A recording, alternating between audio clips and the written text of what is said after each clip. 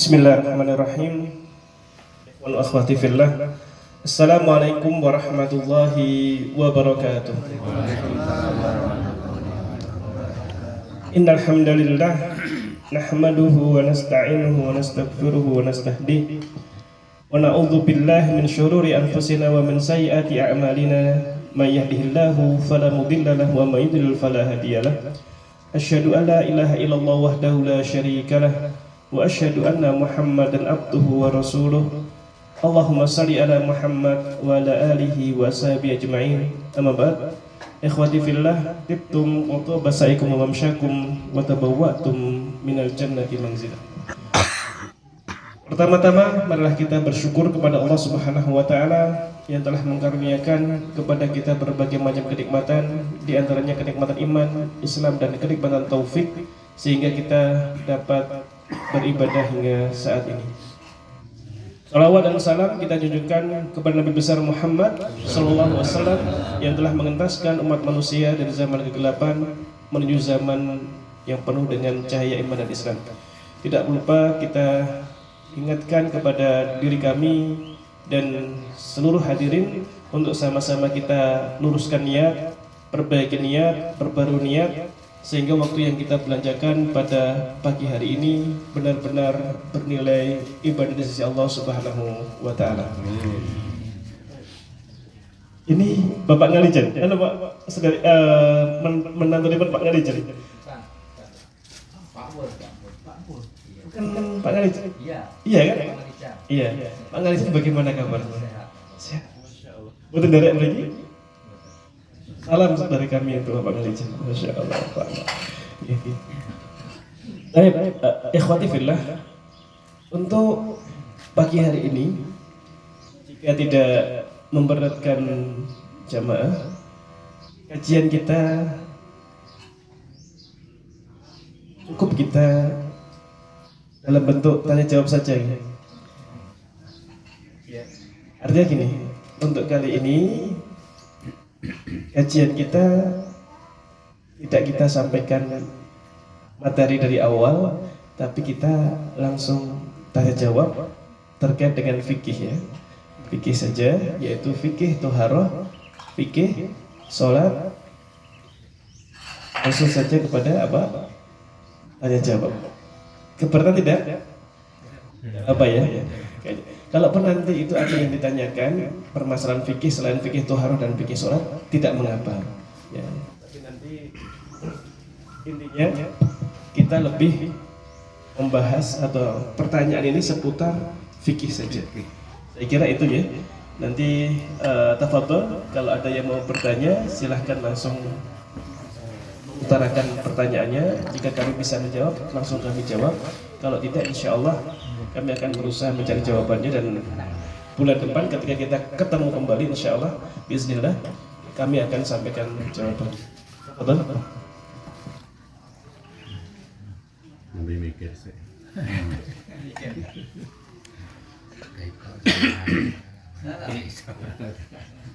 Assalamualaikum warahmatullahi wabarakatuh. Waalaikumsalam. Langsung saja yang saya tanyakan terkait dengan sholat. Ketika karena kurangnya khusyuk kita sholat, kadang-kadang pikiran itu kemana-mana, termasuk ketika kita sholat awal. Kadang-kadang kebablasan, itu gimana? Terus yang kedua, Kebablasan terkait ya. tahiyat awal itu kan? Karena kita khusyuk kadang-kadang kebablasan. Itu gimana kalau kita itu membatalkan niat sholat? Maksudnya gini, ketika kita sholat yang mulai sebelum kita witir, tapi terdengar sudah ada. Ketika kita satu rakaat itu niat kita berubah jadi witir, itu gimana? Ini kelina. Jadi minggu tinggalan. Baik.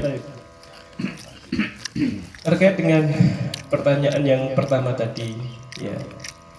Ketika kita sholat, mungkin hal-hal yang masih kita pikirkan itu hal-hal yang sifatnya duniawi. Sehingga ketika sholat kita lupa. Sekarang ini kita dalam rakaat berapa kan itu kan? Kadang bahkan duduk iftirash, ya duduk tak iftirash untuk rakaat kedua terlewatkan, seperti itu ya. Nah, sebelum menjawab hukum fikihnya, ingin kita sampaikan bahwa di dalam surat Al-Mu'minun Allah itu menyatakan a'udzubillahi minasyaitonir rajim qad aflaha mu'minun alladzina hum fi sholatihim khashi'un. Nonton saya menikah kita kajiannya langsung tanya jawab betul apa ya. Paling Ustaz tadi nggak mempersiapkan sesuatu nih. Karena memang saya lagi saya sedikit ya suaranya pun juga nggak seperti biasa juga. Jadi Allah menyatakan dalam surat Al-Mu'minun qad aflaha mu'minun alladzina hum fi sholatihim khashi'un. Allah itu menyebutkan dalam surat Al-Mu'minun bahwa hamba-hamba yang pasti mendapatkan kejayaan, mendapatkan kebaikan dunia dan akhirat itu adalah orang-orang yang beriman. Jadi kita beriman kepada Allah pasti mendapatkan kebaikan dunia dan juga mendapatkan kebaikan akhirat. Nah, kemudian Allah itu menyebutkan kriteria orang-orang yang mendapatkan kebaikan dunia akhirat, kejayaan dunia akhirat. Kriterianya bagaimana? Alladzina hum fi sholatihim khashi'un, yaitu orang yang sholatnya itu khusyuk. Sholat khusyuk itu bagaimana? Sholat khusyuk itu adalah sholat yang memenuhi syarat-syaratnya dan memenuhi tentunya rukun-rukunnya. Karena kalau rukun tidak dikerjakan, maka sholatnya batal. Syarat juga seperti itu. Tidak sah ketika tidak dipenuhi. Sholat tanpa wudu. Wudu itu apa? Syarat sholat. Sah nggak sholatnya? Tidak. Sholat duhur jam 11 belum masuk waktu. Kan masuk waktu sholat itu syarat sahnya sholat. Jam 11 sholat duhur. Sah nggak sholatnya? Tidak. Sholat khusyuk itu adalah sholat yang terpenuhi syaratnya dan semua rukun-rukunnya itu didirikan. Selain itu sampai pada tahap yang ketiga, yaitu pada ruh sholat itu harus sampai dapat, yaitu apa? Khusyuk tadi itu. Dan khusyuk ini tidak akan didapati oleh seseorang kecuali ketika dia itu sebelum sholat telah apa? Melepaskan hal-hal yang sifatnya duniawi dari dirinya. Oleh karenanya, ketika mendengar adzan, segera berwudu. Tinggalkan apa saja yang telah kita lakukan saat itu. Qum ila sholat mata sami'ta nida mahma kanat duruf. Segera laksanakan sholat ketika kamu mendengar adzan, meskipun kondisi kamu dalam kondisi yang seperti itu. Artinya bagaimanapun kondisi kamu, langsung tinggalkan sholat. Artinya ketika kita itu adzan langsung wudu dan menuju ke masjid menjalankan sholat, itu ada waktu untuk kita apa? Jadi menenangkan, mengeluarkan hal-hal yang sifatnya duniawi dari hati kita. Jadi tidak akan sampai tahap kekhusyuan kecuali kita telah mengeluarkan hal-hal yang sifatnya duniawi ketika akan menjalankan sholat. Sehingga ketika sholat itu benar-benar kita telah apa? Menjalankan ya dengan baik. Hadir hatinya. Kita itu kalau membaca Al-Quran, kita diajak bicara oleh Allah. Tapi ketika kita sholat, hakikatnya itu kita itu mengajak bicara kepada Allah. Loh, saya berbicara dengan Pak Kastanto. Beliau di depan saya ngomong, tapi saya memegang HP terus itu. Kira-kira beliau gimana? Nggak dikasih janda bolong lagi saya. Kan gitu. Jadi paham ya? Beliau, ya, Pak Ciptoning, kita menghadap beliau, menemui beliau, kemudian konsultasi masalah kesehatan. Pak, bagaimana cara menanggulangi penyakit gondong, misalkan gitu. Kita ngomong gitu, beliau menerangkan, kita angkat telepon.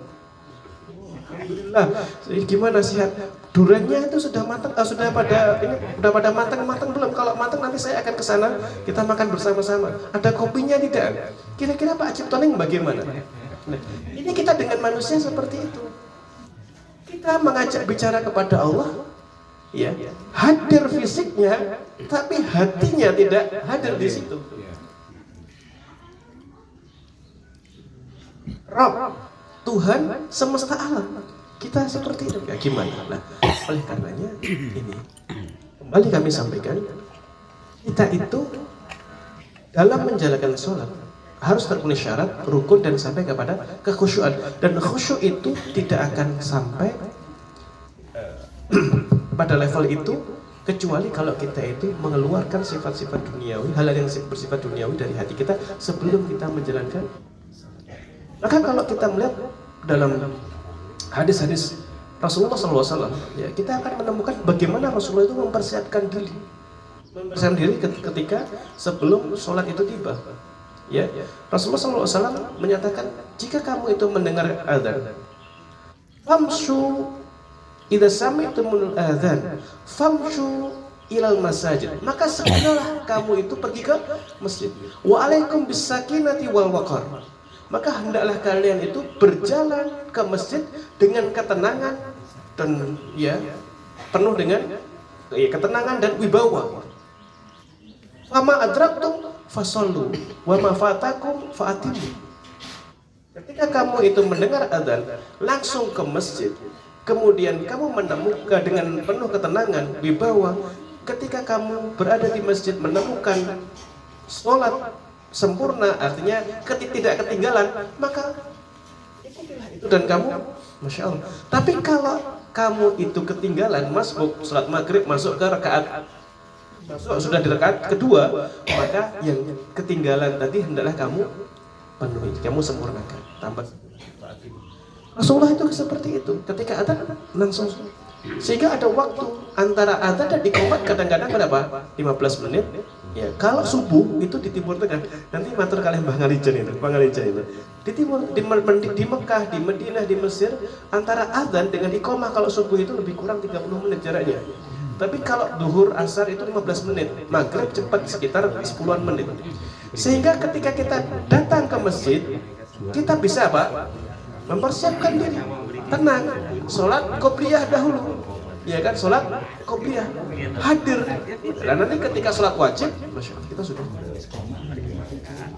Nah, ini yang pertama yang kita sampaikan, siapkan diri kita. Ya, begitu juga ketika kita sudah mempersiapkan diri kita, ya, kita sholat, Allahu Akbar, hadirkan hati kita. Saya dulu punya teman di Mesir, beliau mengambil jurusan kedokteran namanya Ahmad. Ya, beliau mengambil fakultas kedokteran Ahmad dari Universitas dari Mesir. Nah, ketika beliau sholat, saya perhatikan ketika itu, karena ketika itu kami pertama kali ngobrol panjang dengan beliau itu ketika etikaf. Saya perhatikan ketika dia itu sholat qiyamul lail, ketika dia takbir Allahu Akbar itu, dia selalu menangis itu. Padahal baru apa? Takbir. Pak Ciptaning pernah nggak takbir langsung menangis? Nah, ketika saya melihat kebiasaan beliau seperti itu, langsung saya temui. Saya mujamalah dulu, kita basa-basi dulu, ngobrol dan sebagainya. Terus saya sampaikan, ada satu hal yang perlu saya tanyakan tentang Nabi. Silakan, hadir, ainai, ya hadir, ainai ya, siap. Dua mata saya di hadapan kamu, siap membantu apa saja yang kamu inginkan. Oke, saya perhatikan, kamu itu setiap sholat nangis, dan uniknya nangis itu setiap apa? Di awal sholat ketika takbir. Apa jawaban dia? Saya takbir mengucapkan Allahu Akbar, Allah Maha Esa. Tapi saat saya mengucapkan seperti itu, saya takut, masih sangat takut kalau saya itu masih merasa besar, masih merasa ini dan sebagainya. Padahal saya mengatakan Allah Maha Besar, tapi saya masih punya perasaan ini dan saya takut kalau apa yang saya ucapkan itu tidak sesuai dengan apa yang ada di hati saya. Seperti itu. Jadi benar, baru Allahu Akbar itu hatinya sudah hadir itu. Kan gitu, Pak. Kalau Pak, ya Pak Ciptono bisa jadi ketika Allah belum hadir, tapi ketika imamnya suaranya bagus, itu hatinya baru hadir. Tapi kalau imamnya kurang bagus, hadir juga, tapi nggerutu. Masa kayak gini sama imam kan? Kan gitu. Jadi hadir. Jadi ada waktu, menurut kemarin saya sampaikan ya, itu seperti itu. Jadi menghadirkan hati itu semenjak awal. Maka saya sampaikan tadi itu, ketika kita awal ke masjid, kita gunakan untuk sholat apa? Kubliyah dahulu, kita doa, maka itu salah satu di antara sarana cara untuk kita wasilah untuk menghadirkan hati ketika nanti kita sholat fardu. Nah, itu seperti itu. Nah, begitu juga ketika sholat, tolong nanti ya, ketika sholat itu ketika sholat saat menghadirkan hati itu benar kok kelihatan kok. Jadi Rasulullah SAW itu pernah suatu saat ya melihat seseorang sholat. Dia sholat itu banyak gerak. Rasulullah mengatakan, lau khasha'al qalb la khasha'atil jawari. Kalau orang ini hatinya khusyuk, hatinya hadir saat sholat, niscaya seluruh anggota tubuhnya itu tenang. Jadi kalau orang sholat Allahu Akbar gini ya, nah gini itu khusyuk tidak? Hadir enggak hatinya? Rasulullah mengatakan, la khasha'al qulub, la khasha'al qalb, la khasha'atil jawari. Kalau hatinya itu hadir, hatinya itu khusyuk, hatinya tenang, maka seluruh anggota badannya itu tenang. Nanti gitu ya, lihat. Minta istri, tolong nanti ketika saya sholat direkam itu. Saya mau lihat gerak-gerak banyak ya. jangan gitu ya. Ini coba canda. Itu yang nah, sekarang gini, kita berbicara tentang hukum fikihnya. Kita berbicara tentang hukum fikihnya. Pertama, apa yang ditanyakan tadi? Misalkan sholat maghrib, Allahu Akbar itu kan. Rakaat kedua, iya kan? Rakaat kedua semestinya duduk iftirash, dia langsung berdiri. Allahu Akbar ya teman. Ya kan sudah berdiri. Apalagi misalkan ini jadi imam, baik itu sendiri ataupun imam. Ketika kita sudah berdiri seperti ini, kemudian misalkan ada makmum yang mentasbih subhanallah itu, jangan antum duduk Allahu Akbar duduk lagi, jangan. Karena duduk itu harus diawali dengan rukuk dan sujud. Jadi kalau antum sudah berdiri di sini gini, lanjutkan saja. Ini dihitung rakaat ya, pertama, kedua, ini rakaat terakhir ketiga. Rakaat ketiga setelah sujud yang kedua, duduk tawarruk. Duduk tahiyat akhir. Maka setelah itu sujud sahwi. Sujud sahwi itu boleh dilakukan sebelum salam, sujud 2 kali. Allahu Akbar. Doanya boleh subhanallah, man la yanamu wala yasu, atau subhanallah, subhana rabbiyal a'la, subhana rabbiyal a'la, seperti doa ketika sujud. Jadi doanya ada 2, boleh subhanallah man la yanamu wala yasu, atau subhanallah, subhana rabbiyal a'la, subhana rabbiyal a'la, seperti itu 3 kali. Sujudnya 2 kali. Bisa dipahami? Ya. Setelah sujud 2 kali baru salam. Ini cara pertama. Cara yang kedua, salam dahulu, baru apa? Sujud 2 kali. Keduanya dilakukan oleh baginda Sallallahu Alaihi Wasallam. Nah ini kalau kita ketinggalan apa? Sujud. Nah ketinggalan apa? Duduk tahiyat awal. Duduk terus. Kenapa? Karena itu hukumnya sunnah. Paham? Maka nanti ketika antum berdiri jangan Allahu Akbar sudah berdiri, subhanallah, antum duduk.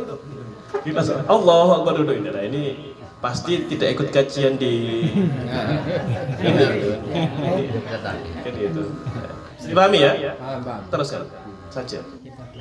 Ya, sunnah. Nah, sekarang kalau yang ditinggalkan itu bukan duduk apa? Tahiyat awal. Misalkan Allahu Akbar, antum sujud. Ya setelah apa? Rakaat pertama kan? Rakaat pertama, ini rakaat kedua. Rakaat kedua mungkin saking banyak pikirannya, pengen jenguk anaknya di pondok pesantren, ternyata tiba-tiba dilarang untuk menjenguk sementara karena mungkin masih ada yang batuk, yang pilek, supaya tidak menular dan sebagainya. Sudah sementara ini tidak ada penjengukan. Ya Allah, padahal makanan sudah disiapkan, besok mau ketemu anak, sekarang nggak bisa. Pikirannya kemana-mana. Akhirnya terbawa ketika sholat. Rakaat kedua, sujud pertama langsung berdiri. Allahu Akbar. Sujud itu sunnah atau rukun? Dia rukun. Maka ketika rukun itu ditinggalkan, antum ketika takbir Allahu Akbar tidak dihitung rakaat ketiga, tapi kembali ke rakaat 2. Ya Allah, sudah berdiri, subhanallah, jangan turun lagi. Karena sudah berdiri kayak gini. Paham ya? Bisa dipahami tidak? Rakaat pertama sholat sujud 2 kali, ya, naik Allahu Akbar gitu kan. Setelah rakaat kedua ini Allahu Akbar, ruku, sami Allah liman hamidah, Allahu Akbar, sujud kan. Langsung Allahu Akbar, langsung berdiri. Karena meninggalkan rukun, maka rakaat itu tidak dihitung. Berarti ketika dia berdiri, rakaat ke berapa? Rakaat kedua. Ya, rakaat kedua nanti ruku, sujud, ya, ruku, i'tidal, sujud 2 kali, baru duduk tahiyat awal. Setelah tahiyat awal, naik lagi rakaat yang ketiga. Setelah duduk tahiyat akhir, maka sujud sahwi.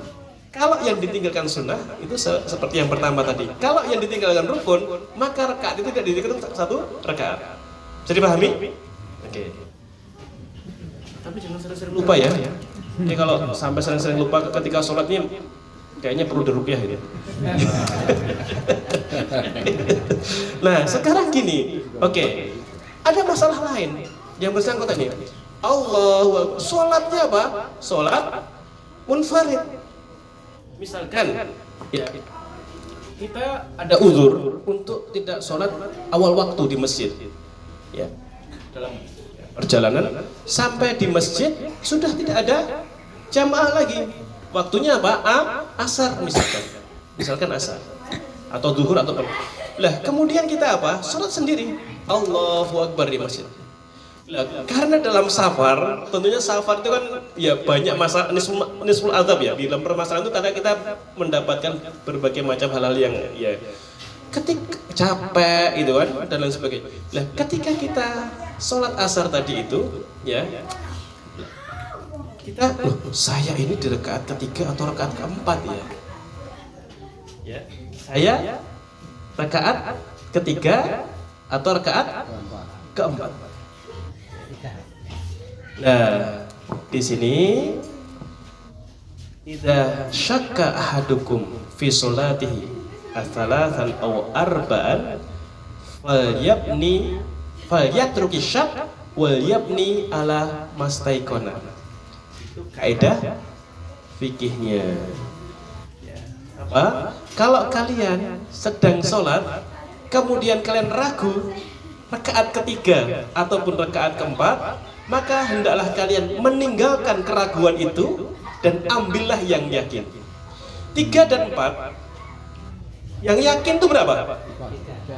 3. Pasti sudah melakukan 3 rakaat. Yang 4 kan diragukan kan? Ini saya 4 atau 3 kan? Yang pasti 3 yang sudah. Yang kecil pasti sudah yakin kan itu sudah dilakukan. Maka ambillah 3. Maka nanti tambah 1 rakaat. Kalau ternyata memang benar rakaat ketika itu, maka alhamdulillah. Tapi kalau ternyata kita itu tambah 1 jadi 5, juga tidak mengapa.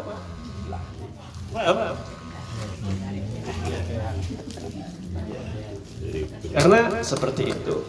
Dalam kaidah al-yakinu la yazulu bisyak, al-yakinu la yuzalu bisyak. Yakin itu tidak bisa hilang, tidak bisa dihapuskan karena keraguan.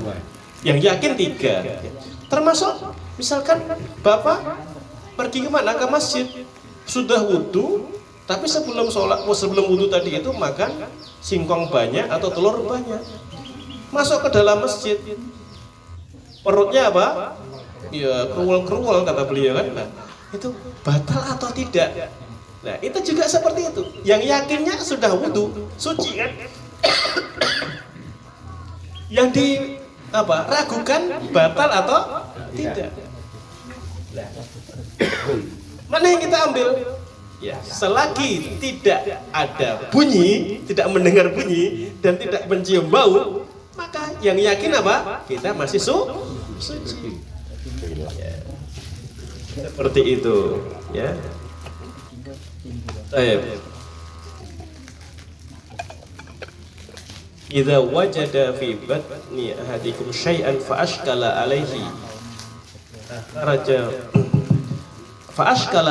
fala yakhrujanna minal masjid hatta yasma'a rihan aw yajid hatta yasma'a sautan aw yajid rihan. Kalau menemukan sesuatu di perut kemudian dia membuat itu, jangan kalian keluar dari masjid sampai benar-benar mendengar bunyi atau mencium bau. Jadi caranya seperti tadi, ya Pak Setio, dia bisa pahami ya. Oke. Yang kedua tadi itu adalah apa tadi? Ketika sholat malam. Oh iya, ketika sholat malam. Allah niatnya apa? Tahajud. Allahu Akbar. Jam 4 lebih 20. Kemudian ketika sholat rakaat kedua itu apa? Adzan subuh. Apakah kita tetap menjalankan tahajud itu atau kita ubah dengan niatnya apa? Witir. Lanjutkan saja. Karena apa? Ikhwati fillah. Karena salah satu hal yang membatalkan sholat itu adalah taghyirun niyah, merubah niat. Merubah niat itu membatalkan sholat. Maka tetap nggak ada masalah. Kalau nggak witir gimana? Ya nggak ada masalah.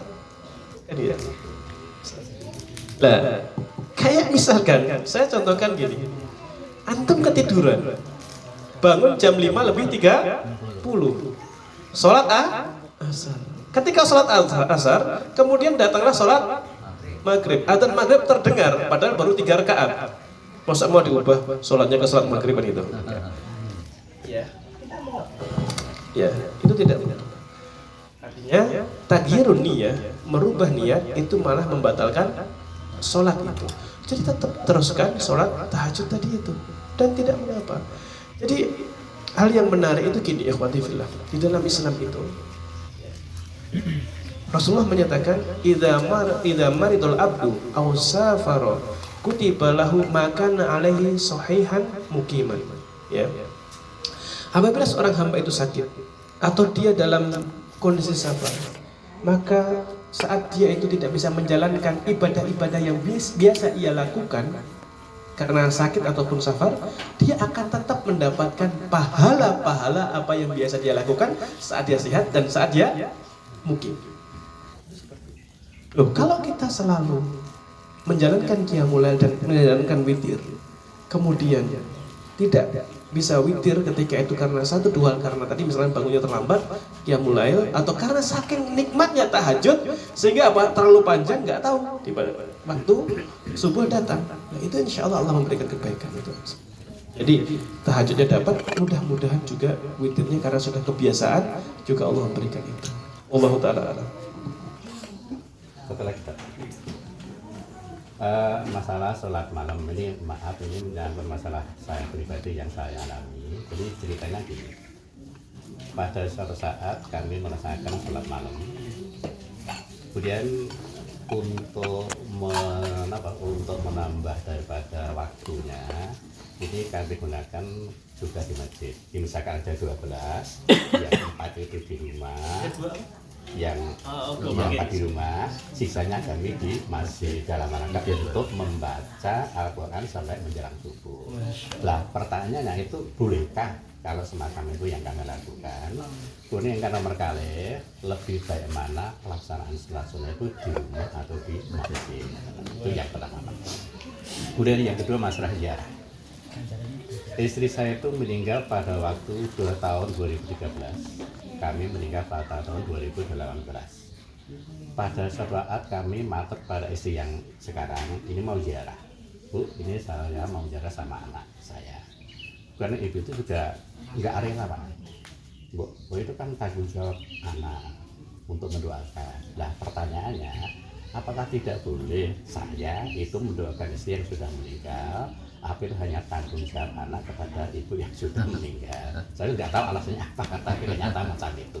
Bahkan untuk fotonya di kamar itu suruh ngambil. Nah itu saya udah mikir, ini sakit seneng nih, apa sakit nawar betul-betul. Nggak banget pada sebenarnya. Jadi bagaimanapun juga selalu Sama Pak. Rasulullah, masya Allah ya. Nanti kita cerita. Oke, sekarang ketika kita qiyamul lail, misalkan kita qiyamul lail 12 rakaat, ya, atau 8 rakaat, 4 rakaat di rumah, 4 rakaat di masjid, ya. Kemudian witir dan kita menunggu waktu subuh dengan membaca Al-Quran. Seperti ini baik tidak? Bagus, tidak mengapa. Jadi kita ini jangan sampai menjadikan rumah kita itu adalah rumah yang tidak ada nuansa ibadahnya. Rumah yang paling ideal itu adalah rumah yang dijadikan sebagai sarana untuk ibadah. Sholat di masjid itu sholat wajib. Sholat sunnah itu di mana? Di rumah. Afdhalu sholatur rajuli fi baitihi illal maktubah. Sebaik-baik sholatnya seorang laki-laki itu di masjid, di rumah. Sebaik-baik sholatnya laki-laki itu ada di rumah, kecuali sholat fardunya, sholat wajibnya. Nah, jadi kalau kita sholat sunnah itu bagusnya di rumah. Tapi kalau sholat wajibnya kita di masjid. Afdhalu sholatur rajuli fi baitihi. Sebaik-baik sholatnya laki-laki di rumahnya. Ilal maktubah, kecuali sholat yang wajib maka di masjid. Nah, oleh karena itu kalau kita mau sholat duha, sholat tahajud, sholat di rumah selagi masih bisa di rumah. Tapi misalkan kita sholat duha dalam kondisi safar misalkan, kemudian di masjid, ya itu nggak ada masalah, semuanya baik insya Allah. Cuma di sini agar rumah itu tidak dijadikan ya sebagai tempat untuk ya ketemu dengan istri, ketemu dengan anak saja, tidak ada nuansa ibadah. Jangan seperti itu. Jadikan rumah itu sebagai sarana untuk ibadah. Nuansa ibadah sangat kental di dalam rumah kita tadi itu. Ini nggak apa-apa, apa yang disampaikan oleh Bapak tadi itu nggak apa-apa. Ya, di rumah dan juga di masjid tidak mengapa. Kadang ya tadi itu ya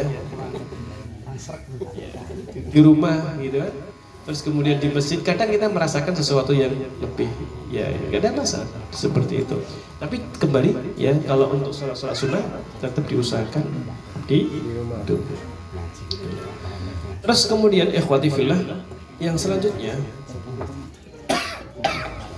untuk yang selanjutnya terkait dengan kita ketika ya berkeluarga. Kemudian setelah Allah mengkaruniai anak-anak dan sebagainya, istri yang kita cinta itu meninggal. Qadarullah kita apa? Mendapatkan bidadari lagi, menikah lagi. Nah, itu bagaimana? Bolehkah kita ziarah? Bolehkah kita mendoakan? Itu sangat boleh sekali. Sangat, kan itu kan anak, iya. Iya anak. Memiliki, ya tanggung jawab kewajiban untuk mendoakan ibunya yang telah meninggal. Suami bagaimana? Iya, sama juga dia, masya Allah, dari kita nol misalkan ya sampai mendapatkan kebaikan seperti ini itu juga bersama dengan istri kita yang pertama tadi. Rasulullah SAW itu sangat cinta kepada Khadijah, sampai-sampai cintanya itu masya Allah ya seperti itu. Setiap kali teringat, ada yang gini, sering baginda itu menyebutkan tentang kebaikan Khadijah. Sampai Rasulullah SAW menghormati orang-orang yang dekat dengan Khadijah. Teman-temannya Khadijah itu sangat dihormati oleh Rasulullah SAW, begitu cintanya dengan Khadijah. Dan kadang itu membuat istri yang lain itu apa? Cemburu.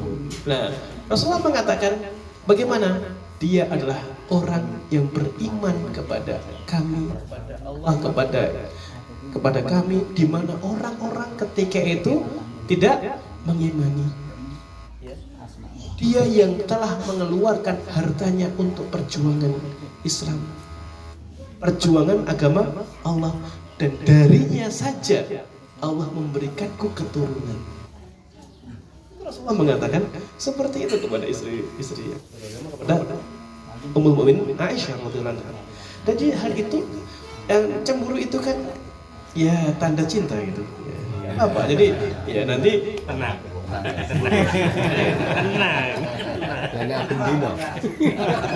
apa-apa. Artinya anak mendoakan, anak ziarah, kita juga ziarah, kita juga mendoakan. Apa saja ketika ada seorang, misalnya Pak Bambang ya, muridnya Pak Bambang datang, Pak Bambang, Nur Sewu, anak saya besok itu mau ujian CPNS, mohon didoakan. Jadi kan doakan dong betul. Padahal itu anak muridnya, hubungannya masih jauh gitu kan. Lah ini istrinya. Padahal jadi dan amal-amal soleh yang lainnya bukannya doa saja, tetapi sedekah, kemudian wakaf, hadiah kita niatkan untuk istri yang telah meninggal, itu nggak ada masalah dari situ. Dan nanti tinggal ini saja menerangkan. Dipahami ya? Baik, itu tadi insya Allah untuk cintanya. Jadi nanti ngomongnya, Mi sama-sama. Aku tuh pengen bakso bareng kali jenengan. Neng Cengkal. Kita wis suwe ora rono gitu kan. Oh iya Pak, dandane sing apik. Tapi nanti kalau boleh sebelum ke sana kayaknya kita doa dulu ke ibu EC kan ya. Oh nggih mboten napa-napa. Mungkin karena enggak ngajak Cengkal itu. Maka diri. Gitu ya, insyaallah ya. Amin. Jadi memang komunikasi itu sangat penting. Dan ada hal yang menarik ya untuk merekatkan hubungan suami istri, menjalin komunikasi yang sehat. Itu para sahabat itu biasanya itu ada ya saling menasehati lah antara suami dan kalau dalam satu pekan itu ada forum khusus itu kan untuk kita itu komunikasi dengan baik, kita adakan forum keluarga gitu kan khusus di hari itu atau di waktu itu ya tadi itu ya kesehatan. Saya kira itu ya. Bismillahirrahmanirrahim. Assalamualaikum warahmatullahi wabarakatuh. Yang pertama yang tanyakan Ustaz, yang pertama tentang toharo, itu tentang mandi besar, itu atau menggugurkan wudhu. Apakah mandi janabah itu menggugurkan wudhu gitu ya? Yang kedua tentang angga, itu suatu witir di awal waktu Ustaz. Biasanya kan suatu witir itu di awal waktu boleh nggak? Atau mungkin nanti setelah tahajud kita witir lagi. Terima kasih. Baik. Apakah mandi janabah atau mungkin yang biasa dikenal mandi besar itu telah menggugurkan wudhu atau tidak? Atau belum gitu ya? Telah menggugurkan wudhu atau belum? Sebelum kita jawab pertanyaan ini, ingin kita sampaikan tentang bagaimana tata cara mandi janabah atau mandi besar. Mandi janabah atau mandi besar itu diawali dengan apa? Membersihkan kemaluan kita. Awali dulu kemaluan kita, bersihkan kemaluan kita depan dan belakang.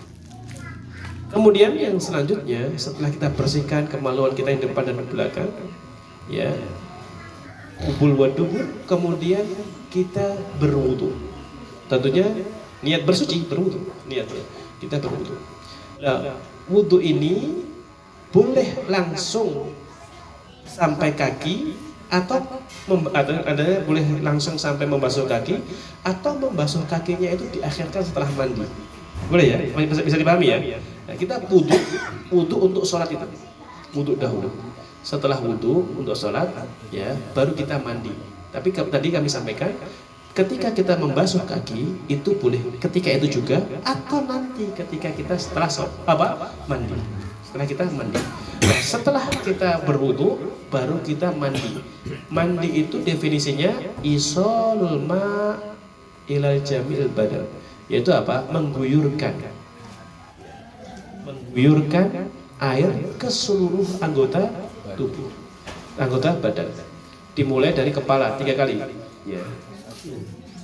2, 3. Kemudian bagian kanan 3 kali. 1, 2, 3, bagian kiri udah apa? 3 kali. Sudah selesai. Kita sudah suci. Pastikan ya tadi Air itu sampai pada kepala.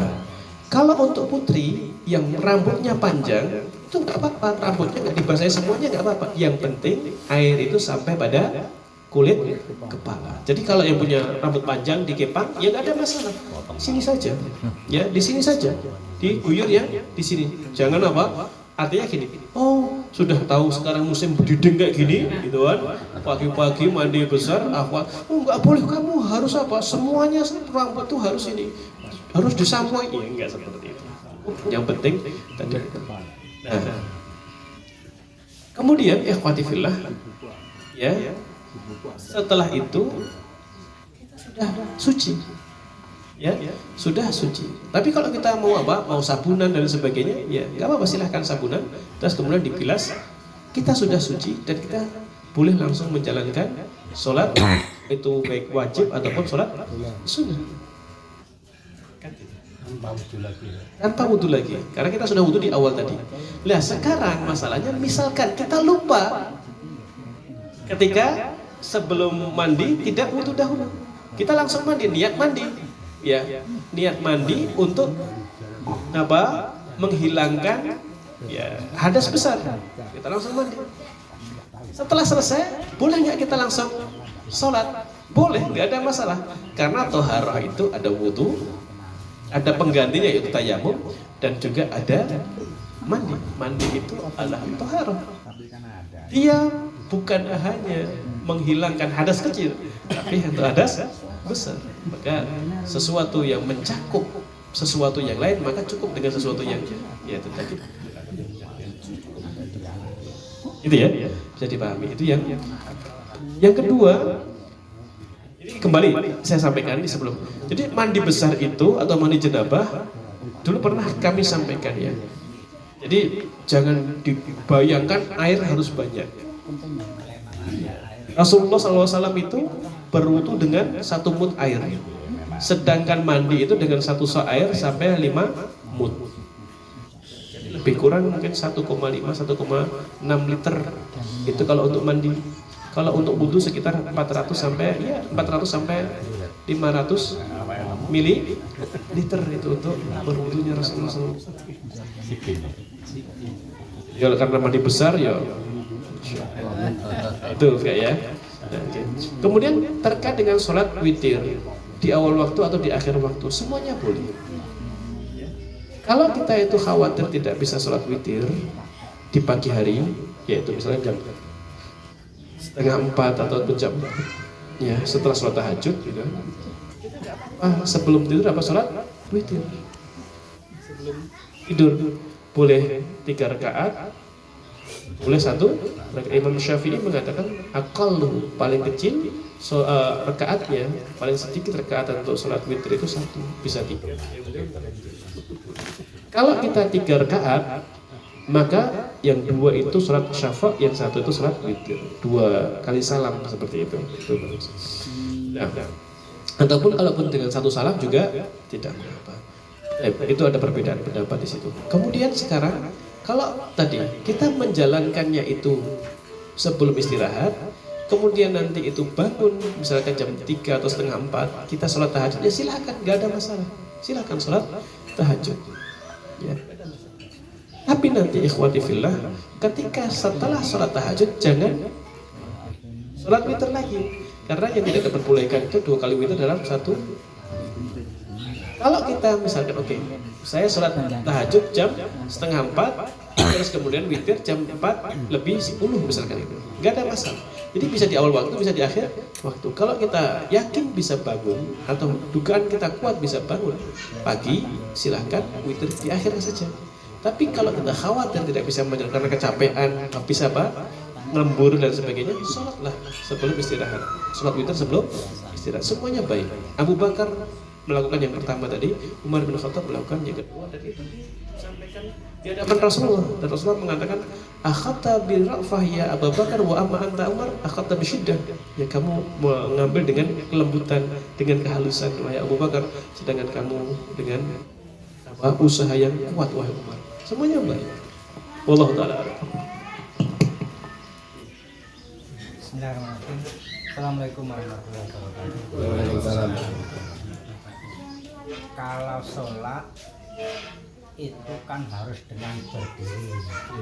Tidak bisa berdiri, boleh dengan duduk. Tidak bisa duduk dengan berbaring, bahkan diboleh dengan isyarat. Pertanyaannya, ada seorang itu karena sakit sehingga sholatnya dengan duduk. Apakah boleh orang yang sholat duduk dimakmumi orang yang sholat dengan berdiri? Itu yang satu. Yang kedua, saat kita jadi makmum, saat imam baca jihar, terus bacaannya kita ikuti. Saat imam bacanya tidak keras lagi, kita kan baca sendiri. Tapi Al-Fatihah belum selesai, imam sudah Allahu Akbar. Lanjutkan baca Al-Fatihah, ikuti rukuknya imam. Gitu, terima kasih. Assalamualaikum Baik, ikhwati fillah. Ketika kita melakukan sholat berjamaah, sholat berjamaah itu kita sering sampaikan bahwa fungsi imam itu sangat penting di dalam sholat, sangat penting sekali. Maka kriteria imam itu disebutkan oleh Rasulullah, ya ummu ahadukum aqra'uhu li kitabillah fa in tasawu fil qira'ah fa a'lamuhum bisunnah fa in tasawu fi sunnah fa aqdamuhum hijrah wa in tasawu fil hijrah fa akbaruhum sinnan. Maka Rasulullah, hendaklah kalian itu diimami oleh orang yang paling banyak hafalan Qur'annya. Aqra itu artinya paling banyak hafalannya. Baru yang kedua, atau dia yang paling baik baca. Tapi yang pertama paling banyak hafalannya. Kalau orang banyak hafalannya itu insya Allah hafalannya bacaannya bagus. Tapi bacanya bagus belum tentu banyak hafalannya. Ini baca tenang ya. Aqra'uhum itu yang paling banyak hafalan. Banyak hafalan, masya Allah. Juga dia juga berinteraksi dengan Quran dengan baik. Jadi di dalam banyak hal itu orang yang paling banyak hafalannya itu mendapatkan keutamaan dalam sholat, dalam dikuburkan ketika satu liang lahat. Ada beberapa orang yang paling banyak hafalannya didahulukan menjadi pemimpin di luar sholat. Itu yang dicari, mana yang lebih banyak hafalan Qurannya kan gitu. Nah, jadi ketika kita sholat berjamaah, tadi kriteria pertama imam itu yang paling banyak hafalannya atau paling baik bacaan. Di antara yang ada itu ada seorang ustadz atau orang syekh itu, tapi tadi beliau mohon maaf mungkin ya kesehatannya tidak mendukung kakinya gitu. Akhirnya beliau sholat dengan duduknya pakai apa? Kursi gitu, letakkan kursi itu boleh tidak apa-apa ya. Terus makmumnya gimana? Berdiri atau duduk? Sebenarnya ada hadis, kalau imamnya duduk, maka hendaklah kalian duduk semuanya kan itu. Tapi pun juga dalam prakteknya para ulama itu ketika sholat ya dan beliau mengimami dalam kondisi duduk, tidak mengapa. Makmum pun juga dalam kondisi berdiri, tidak. Ya biasa seperti itu. Karena dia laisa min al-uzur. Jadi tidak mengapa diimami oleh imam. Kalau dia masuk dalam kriteria imam tadi.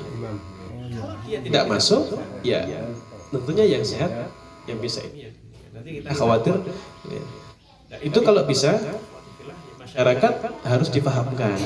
Oh ini bapak ini sedang cedera seperti kita. Ya. Tidak mengapa.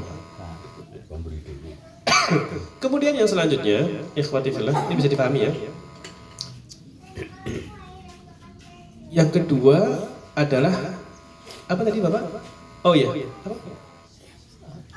Al-Fatihah. Ya. Ketika kita sholat sunnah, sholat jamaah, sholat jahriyah, misalkan sholat subuh itu jelas kita ikut semua. Nah, misalkan kita sholat maghrib, rakaat pertama, rakaat kedua dibaca jahar, rakaat ketiga sir, ya. Imam baca Al-Fatihah, kita juga membaca Al-Fatihah. Atau mungkin sholat duhur lah, ya gitu. Semuanya sir. Imamnya Allahu Akbar, takbiratul ihram, kita langsung takbiratul ihram. Imamnya mungkin ketika itu misalkan tidak membaca doa istiftah atau doa iftitah, Allahumma ba'id baini dan sebagainya. Allahu Akbar kabir dan selanjutnya. Mungkin dia tidak membaca itu, misalkan tidak membaca itu, langsung baca Al-Fatihah. Kita membaca doa istiftah yang hukumnya adalah sunnah. Atau mungkin imamnya masih muda, cepat baca aja kan itu kan. Kita baru membaca ihdinas siratal mustaqim, imam sudah apa? Allahu Akbar. Apa yang harus kita lakukan? Kita selesaikan atau kita ikut gerakan imam? Maka ya, kita harus mengikuti gerakan imam.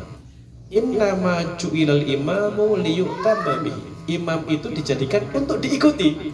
Jadi panutan, diikuti gerakannya. Fa idza kabbaru wa fa idza kabbara fakabbiru. Kalau imam itu takbir, maka hendaklah kalian takbir. Fa idza raka farka'u. Kalau dia rukuk, maka rukuklah kalian. Wa idza qala sami'allahu liman hamidah faqulu rabbana, dan selanjutnya itu hadisnya seperti itu. Jadi nanti ketika imam sudah rukuk, antum jangan ihdinas siratal mustaqim siratal ladzina an'amta 'alaihim. Imamnya sudah sujud, antum masih apa? Waladhdallin. Sujud yang kedua baru antum rukuk. Nah, itu salatnya enggak boleh. Malah salat antum enggak sah. Jangan sampai ketinggalan gerakan imam. Bisa dipahami ya?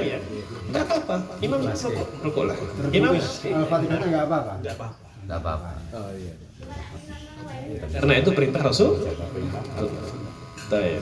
Sudah Pak ya? Wallahu taala alam. Masih. Oh iya. Assalamualaikum warahmatullahi wabarakatuh. Salam. Yang saya tanyakan, yang pertama adalah perkara-perkara yang membatalkan wudhu, seperti makan, terus kalau minumnya itu batal atau enggak. Terus yang kedua, beda mazhab dalam hal wudhu dan sholat. Ini maksudnya, wajibkah kita bermazhab? Ibu, ada yang ditanyakan? Langsung aja. Assalamualaikum warahmatullahi wabarakatuh. Waalaikumsalam. Jika tadi sholat lain itu sebaik-baiknya dilaksanakan di dalam rumah, terus bagaimana jika seorang wanita mengatakan jamaah di masjid, terus sebaiknya dilaksanakan bagiannya itu di masjid atau di rumah?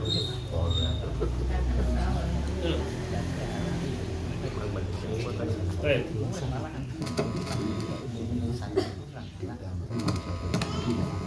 Terkait dengan makan dan minum ya setelah kita berwudu. Makan minum setelah berwudu, kemudian apakah kita bisa langsung sholat? Artinya makan minum itu membatalkan wudu atau tidak? Nah, sebenarnya makan dan minum itu tidak membatalkan wudu. Ketika kita telah berwudu, ya makan minum tidak ada masalah. Tapi alangkah baiknya sebelum nanti kita sholat, kita kumur dulu. Apalagi misalkan kita habis minum susu, bismillah. Jadi makan dan minum tidak membatalkan wudu. Ya, begitu juga kalau misalkan Pak Bambang mau ke masjid, nih aku mau sholat duhur di masjid, dicium kening istrinya. Mencium kening istri itu tidak membatalkan.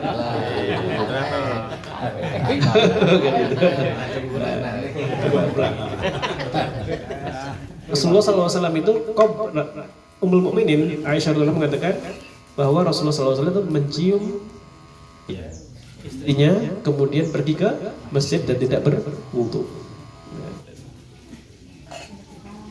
Mengatakan jangan-jangan itu yang ditiup engkau wahai Aisyah. Artinya itu tidak membatalkan wudu. Kadang-kadang ada yang coba. Ya, gak ada masalah. Ya, banyak hal yang dianggap itu membatalkan wudu, padahal itu tidak membatalkan wudu. Baik. Kemudian yang kedua, ikhwati fillah, terkait dengan mazhab tadi ya, apakah kita perlu bermazhab? Nah, bagi orang yang tidak memiliki kemampuan di dalam menggali hukum syar'i, tidak memiliki kemampuan dalam menelaah ya hukum syar'i langsung kepada Al-Quran dan As-Sunnah, maka bermadzhab itu nggak ada masalah. Ya, kita mengambil madzhab Asy-Syafi'i, Imam Asy-Syafi'i ikut itu dalam wudu, dalam sholat, ya, dalam masalah puasa, dalam nggak ada apa, bagus sekali.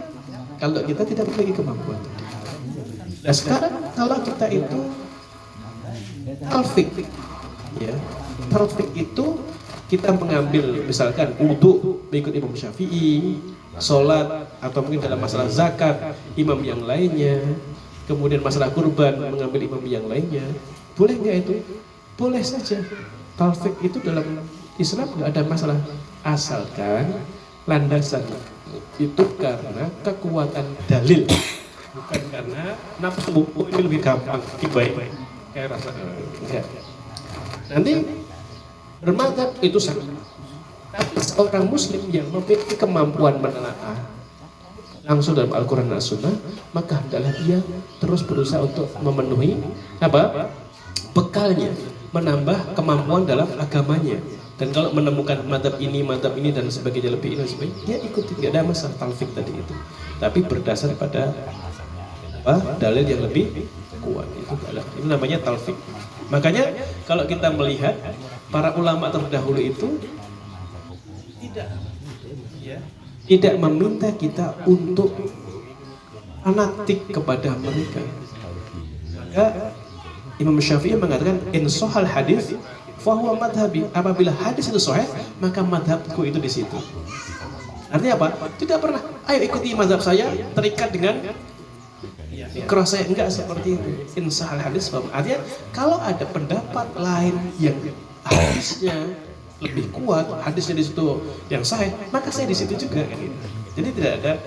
Maka nanti misalkan antum ngambil mazhab Syafi'i, kemudian ada yang bilang ya semuanya harus menghormati.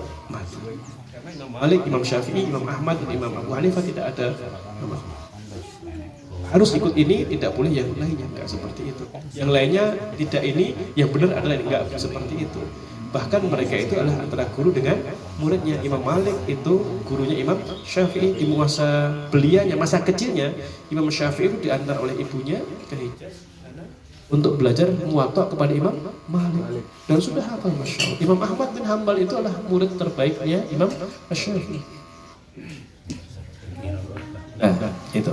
Kemudian saya lanjutkan ya terkait dengan apa yang ditanyakan ibu tadi itu tentang sholat. Ya. Sholat malam, artinya gini, sholat sunnah itu baiknya di rumah. Tapi kalau kita belajar di masjid, nggak ada masalah. Nggak ada masalah. Ini bukan masalah ini baik, ini kurang baik, enggak. Ini antara baik dan lebih baik. Makanya hadisnya afdol, lebih baik di rumah.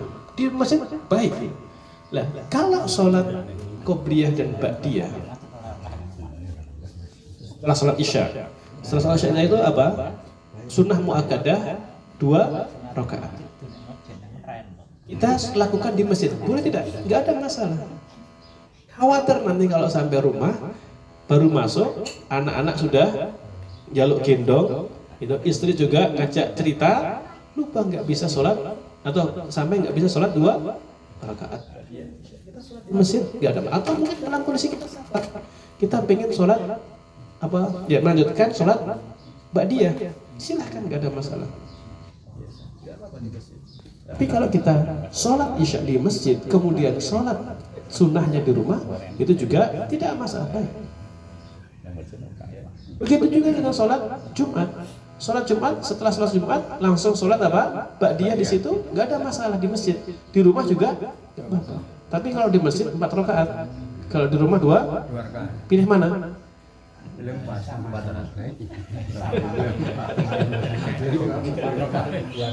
Iya, 4 rakaat, 2 rakaat salam, 2 rakaat salam.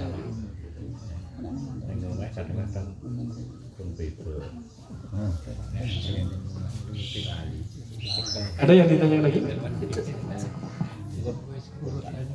Cukup? Alhamdulillah, ikhwati fillah, pada pagi hari ini kita telah bersama-sama belajar tentang fikih, ya. Saja. Dan alhamdulillah mungkin dengan seperti ini malah ya, musyarakah dengan baik. Artinya bisa